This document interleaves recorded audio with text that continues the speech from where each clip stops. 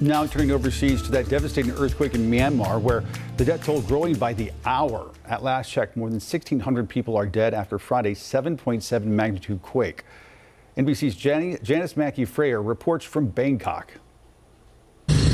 In Myanmar, time is running short to reach survivors stuck beneath debris. Here, a woman is pulled from a heap of concrete, dazed but standing.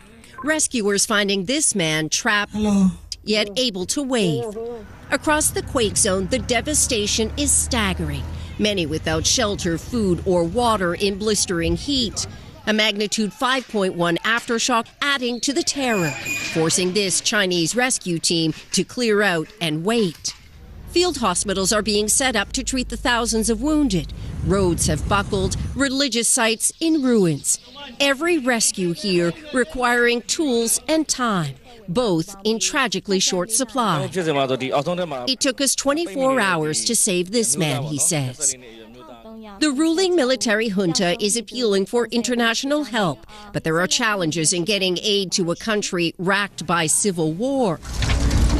Here in Bangkok, crews worked through a third night to find dozens of construction workers who remain trapped in a mountain of rubble. Earlier, officials here said they detected signs of life in one zone, but hours later, clearing concrete and steel by hand yielded nothing. For families of the missing holding vigil here, it's too much to bear. This woman's husband was working on the first floor. I can't talk about it, she says. It's unspeakable. A U.S. Air Force team has now arrived here from Japan. Can you tell us a bit about what you're here to do? We're here to help with the rescue effort. It's taken days to recover fewer than a dozen of the 79 missing workers here, and the window to find anyone alive is closing.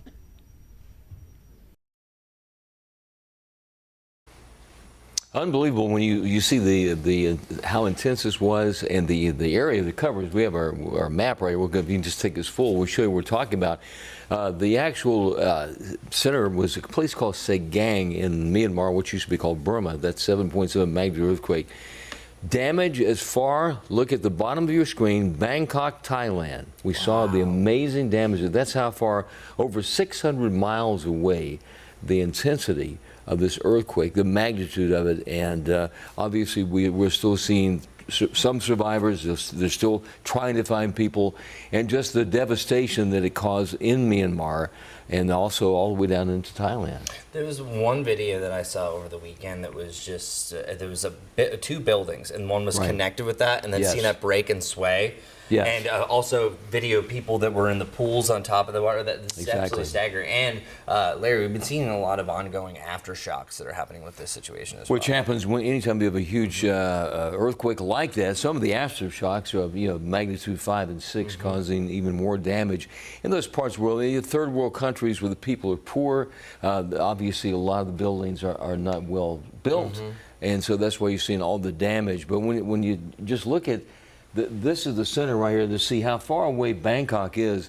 That's how intense this particular earthquake was, and not to say that area couldn't see more on the way, but 7.7, if that hit in the United States, that would cause a lot of damage right here. And I was looking at things real quickly, because aftershocks can actually happen up to a year afterwards. There's actually an 8% chance they could have another magnitude 7, and they're expecting up to 70, at least magnitude 4s, which is ones you can be feeling up to 7 magnitude 5s over the next year. And just imagine the fear that these people have from what they've had. Not that they haven't experienced that before, but certainly in countries like Myanmar is not only is the earthquake, but there's currently a civil war going on in that country.